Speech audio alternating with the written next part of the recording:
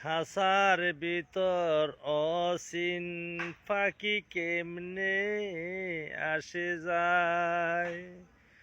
দৌড়েতে ফালে দিতাম বেরি, দৌড়েতে ফালে দিতাম বেরি, ওই ফাঁকি রোহনা পায় কেমনে হাসে যায়। খাসার ভিতর অসীন ফাঁকি কেমনে আসে যায়।